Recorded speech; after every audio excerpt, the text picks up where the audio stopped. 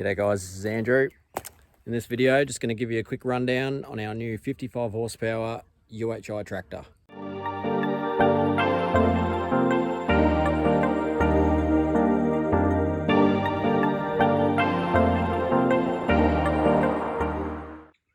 So this is it. It's obviously the open cab. It's a 55 horsepower UHI, which is United Heavy Industries. They've been around Australia for a few years doing mostly loaders and stuff like that. They've started on tractors a year or so ago, and the package that it came with like the bucket and a bunch of other attachments, and pretty competitively priced compared to some of the bigger name stuff. And for what we're going to use it for, it's not going to get used very hard, so sort of a bit of a no-brainer to go with a cheaper brand, just because it's going to not get much work at all. So we couldn't really justify nearly 2.5 times the price for a name brand tractor. So yeah, let's have a bit of a look. It's got all the gear, got the PTO and a Cat 2 linkage on the back. Yeah, it's got 2 sets of remote hydraulics there. Bit of a strange setup with this hydraulic tank, but yeah, all seems to be working pretty good so far. The one thing I will say is I find that all of the snap pins of, they're a bit cheaper than what you'd expect, and they're always falling off and going missing, so I might have to invest in a few packets of decent snap pins to keep all the stuff in place, because I finish cruising around and notice that a few more pins are missing, so that'll be something I need to get. But I've read that you have to keep checking the wheel nuts. They apparently come loose a bit, but I haven't noticed it on mine yet. But it's a pretty good thing. Came with the 4-in-1 bucket on the front, and we've put it through its paces, that's for sure, in the first month. So yeah, cruise around this side. As said, if anyone wants to know anything specific, I'll see if I can't help you out. Got this external fuel tank, but it doesn't really get in the road, and it means it's easy to fill up as well, so that's a good thing. Got a couple of little safety struts here for working on the engine. You put the bucket right up and lock them in place so it doesn't fall on you.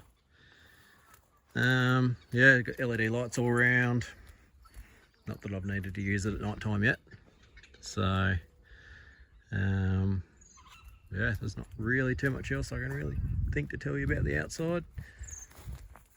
One thing you might have noticed is, why is this roof so crooked? And what happened was we had to get it on a truck to get delivered from Perth, and we're about 600 k's away. And on the truck on the way down, this was left up, and it was just flapping in the wind on the highway.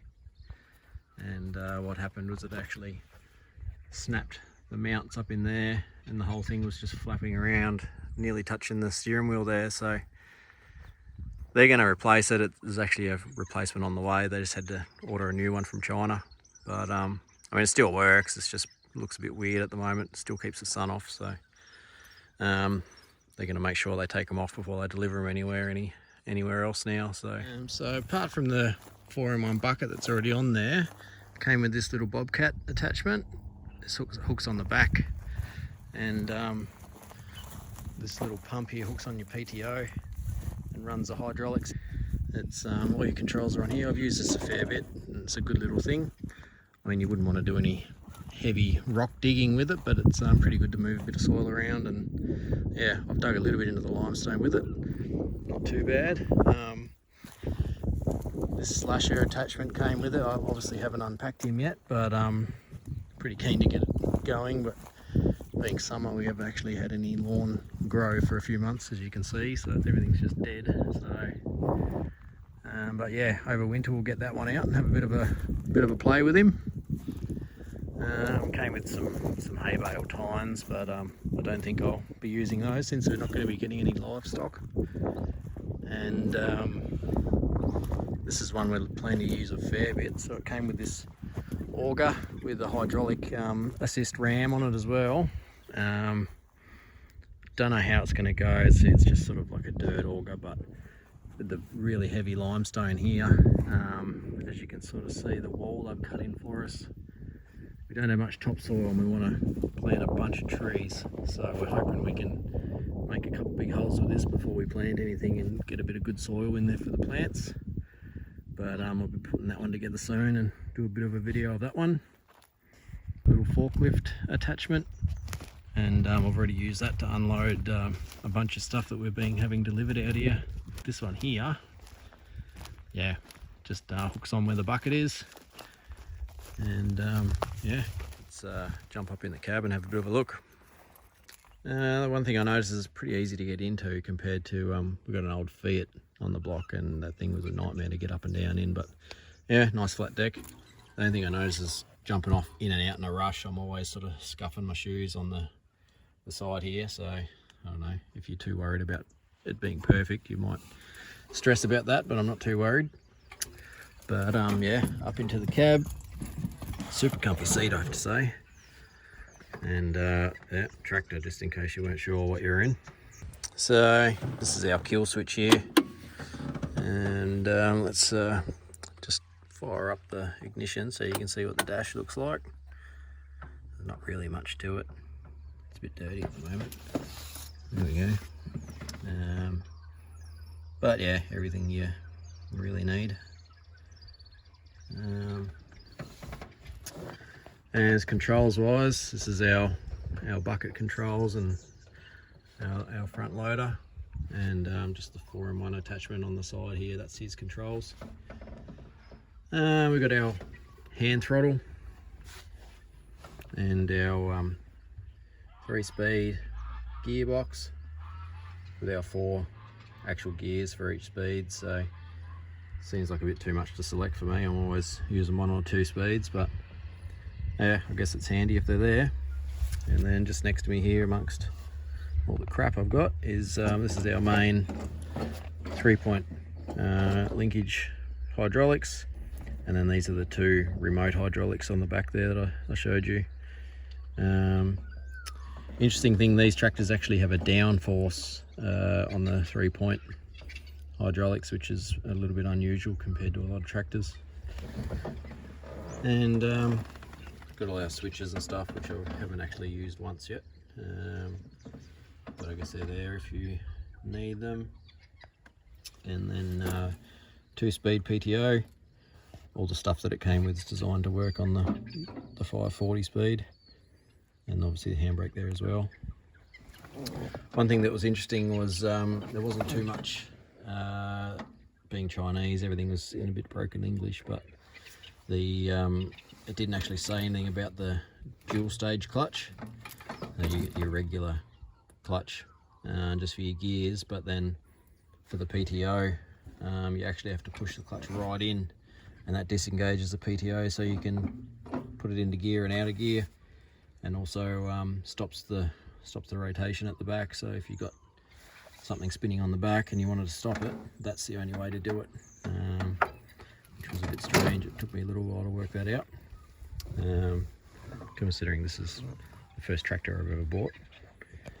And then yeah, got your brakes, so you can disconnect that little lever in there and just brake one wheel at a time if you want to, and then and your clutch. So yeah, that's really all there is to it. Yeah, it's not a bad little rig. We'll open up the engine bay, and I'll give you a quick look in the engine bay, but we'll just fire them up to get the bucket out of the road. So there. So it's a pretty quiet tractor really, it's not that loud.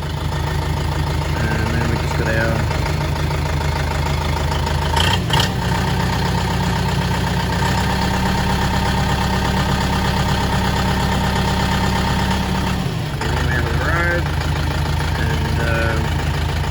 yeah, let's have a look under the bonnet. So just pull those bucket out of the road, and this is the front. So we just got these two hooks here that I've just undone, and it's actually on really good struts. So you just let him go, and that's it. If you're doing any, serious work, there's like just undo them at the back there, and this whole hood comes off, and then you got way better access to the engine. But yeah, she's all pretty simple in there as far as diesel engines go. It's all mechanical. There's no computers. There's I think they said there's like 12 fuses in the whole tractor. So shouldn't be too hard to do any simple maintenance and repairs. So without going too much into the engine, obviously we've got like an isolator on there. But having said that, I've left this tractor for a few weeks at a time and come back and it's just fired straight back up. So I don't think I'll be using that too often. We've got a dual stage hydraulic pump.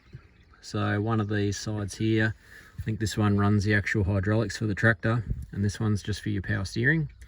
And as far as I know, they're saying you can still turn and use the hydraulics at the same time, so you don't lose any steering. So that's a bit of a handy thing. I think I'll just say, like, it's pretty beefy, this front end loader, but it's does take up a lot of real estate if you wanted to access anything in there. But that's the joys of it, I suppose. Air filter in there with a little indicator for how dirty it is. But I don't know, that's all pretty straightforward sort of stuff. Fuel filters and oil filters, and it actually came with the first set of changes for all the fuel and oil filters, because you do that first service at 20 hours, which I'm very close to having to do. So that'll probably be another little video. I'll work out how the hell to service it, because there's really badly drawn Chinese pictures and writing, and trying to decipher that on how to service it, because they're happy for you to service it at home. It still keeps the warranty, 3-year warranty I think it is, and as long as you document it all, they don't mind if you service it, because being 600 k's from their dealer, there's obviously no one down here that they can get to service it. So yeah, besides that, there's not too much else I really can think to tell you. I think it's not a bad looking, like the colour's actually pretty nice. Four-wheel drive, diff lock. Didn't actually show those in here before because they're sort of hidden under your feet, but this one here is your diff lock. You just press it and it locks the diff up, and it just spring releases. And over there's the four-wheel drive. Lift it up to engage four-wheel drive, and yeah, I've actually needed to use it a few times because the sand's pretty soft around this block, so that's definitely been handy to get a little bit of extra traction. Righto, well, I'll put this hood back down, and we'll just go for a quick spin. Righto, once again, let's get him fired up. I've done it a couple of times because this little sucker here stays out until you flick this lever. I tried to turn it over before and it'll just turn over and not actually start up if that lever's out, so I've always got to remember to put that in. One thing I find a little bit annoying is ignition's on, it started.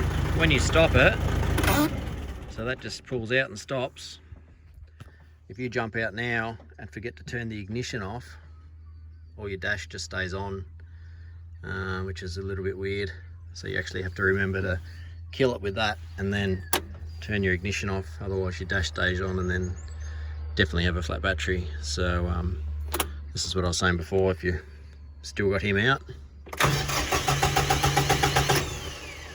I did a mild panic attack the first time that happened. Felt like I was back in the old 60-year-old tractor. So let's fire it up. And yeah, so I'm still in gear from last time. I think I'm usually cruise around in high speed in first. And this is just our forwards and reverse on this one here. So dump him down into reverse and back out of this area I'm in.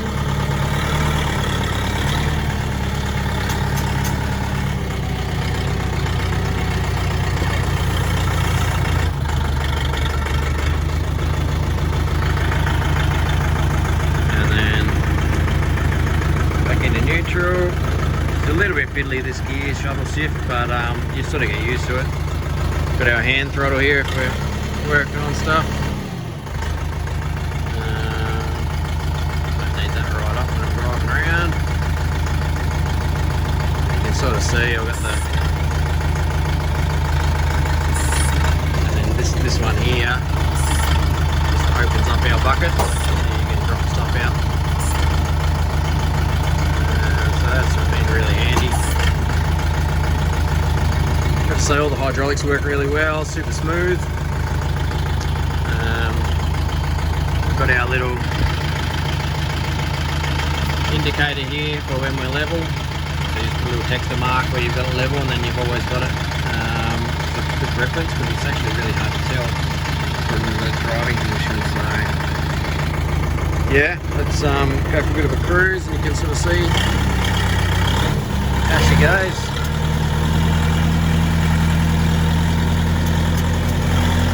You will notice this is my broken roof that's sort of hanging down. Get that fixed in the next few weeks.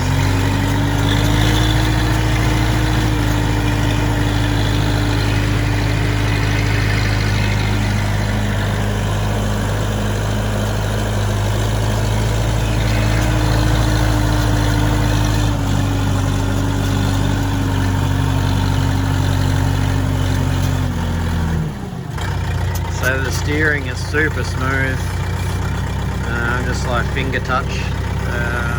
It's really nice.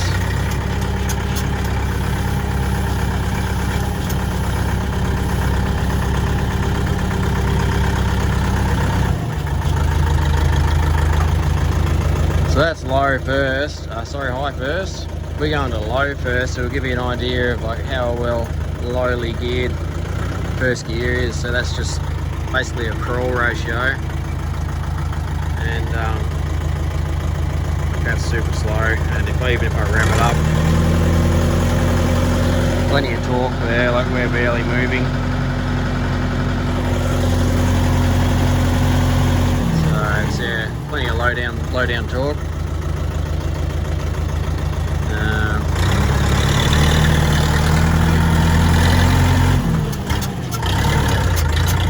Second to get a little bit of speed up.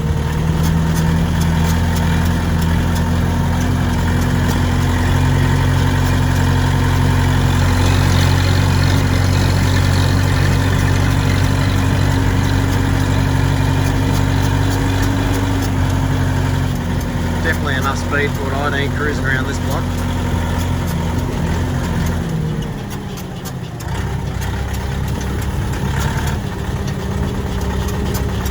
So yeah,